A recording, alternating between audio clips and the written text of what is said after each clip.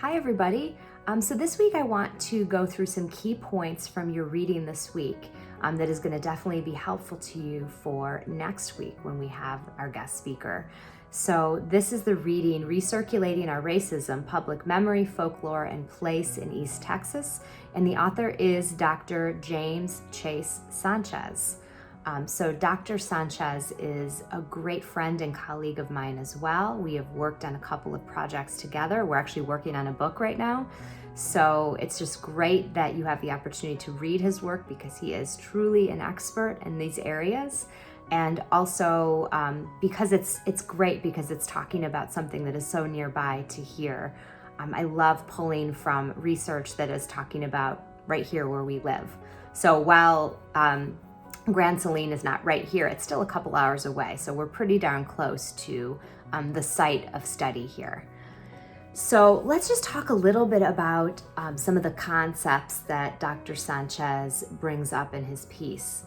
The first one is a concept that you may have not heard before, or perhaps you have, especially in the changing conversations around race and racism, especially since the murder of George Floyd. So colorblind racism, what does that mean? So this is an argument that when a person says, hey, I'm not racist because I don't see color or race. Very, very popular argument to make. You probably have heard people say it. You may have said it yourself. It's easy to fall into that line of thinking.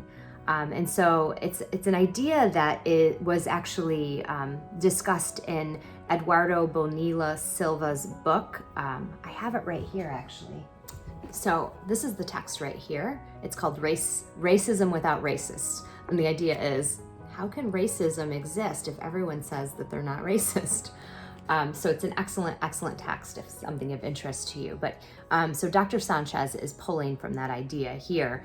And Bonilla Silva is saying that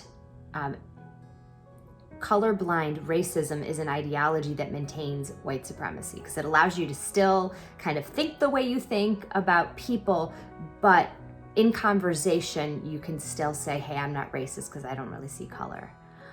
So a good question for you to consider as you're reading Dr. Sanchez's work is, how does colorblind racism shape place and race for residents of Grand Saline, Texas?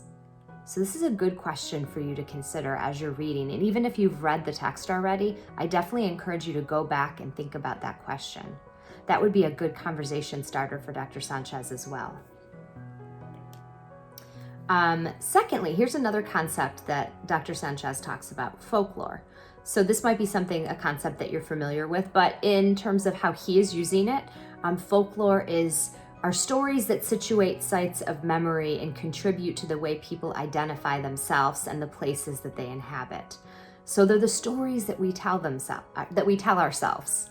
And Dr. Sanchez writes this, and I'm going to read this and put it up on the screen as well. For my argument, I believe the people in Grand Saline perform their memories through retelling their folklore. Public memory develops because the town residents keep these legends alive and tell them to new people when they move into town. So you can see how that idea of folklore, oral history just gets passed down from generation to generation. You hear these stories and you think, okay, this is what this story means, and this is how it is a part of my identity as someone who is a part of this town. Another concept, and this is a concept that we have already talked about. We've read some work already from different scholars about public memory. But again, I think it's beneficial for us to see how other people think of public memory because there's a lot of different perspectives here.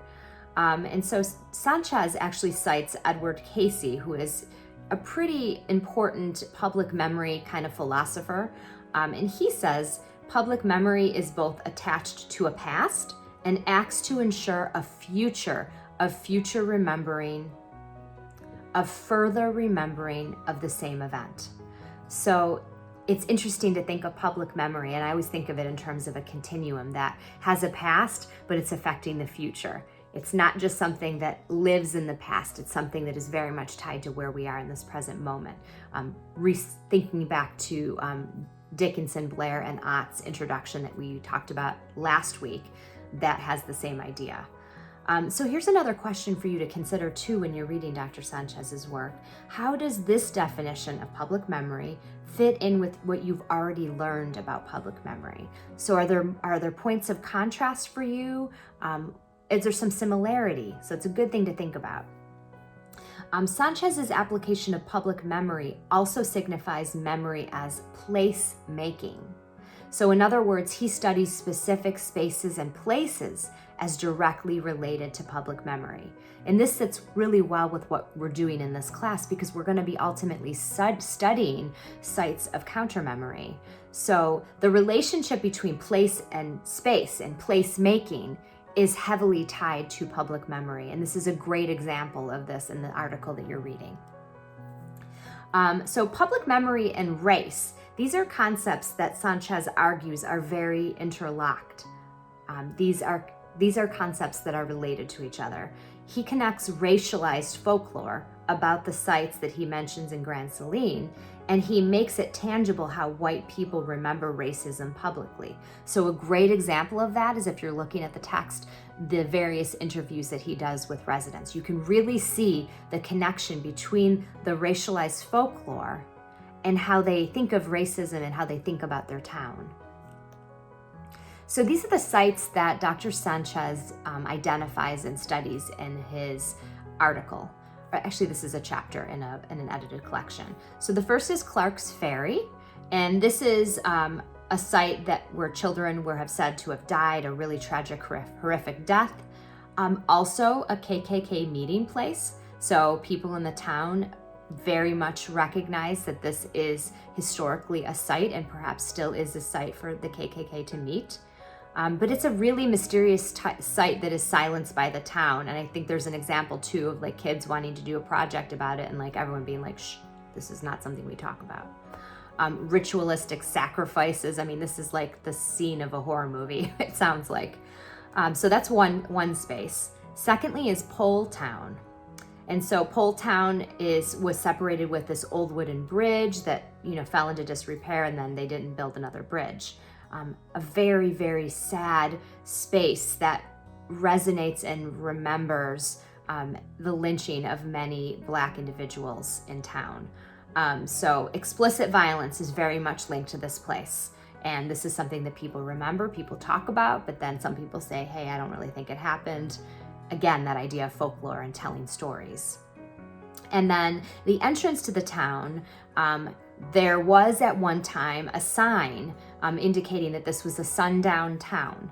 So according to another scholar, James Lowen, you read something by him earlier this semester, a sundown town was a town that was designated as a white-only town. Now, these sundown towns existed all around the United States, not just in the South, very much in the Midwest, in the Northeast, Northwest, definitely not just a Southern thing.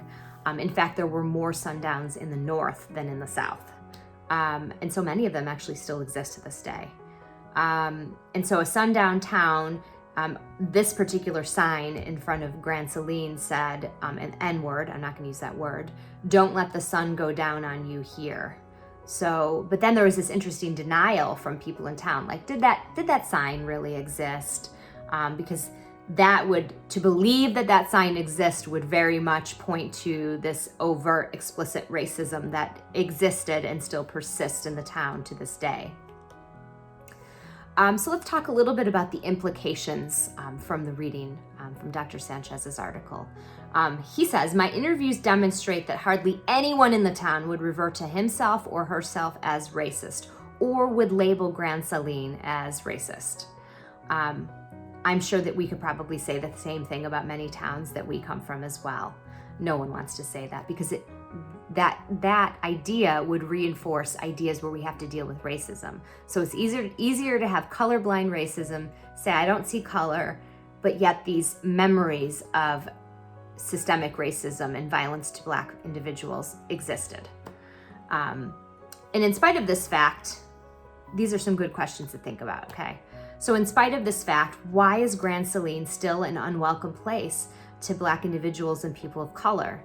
So Dr. Sanchez talked about growing up in this town and really trying hard to make himself white enough for the people in his school, and that they still used racial slurs to refer to him. Very difficult stories to read, but true. What role do these racialized stories play?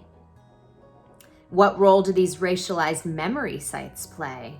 And then lastly, how does public memory allow us to consider complex issues in a community? So these are some great questions for you to think about, in terms of your ideas, and also for you to pose to Dr. Sanchez when he does meet with us next week.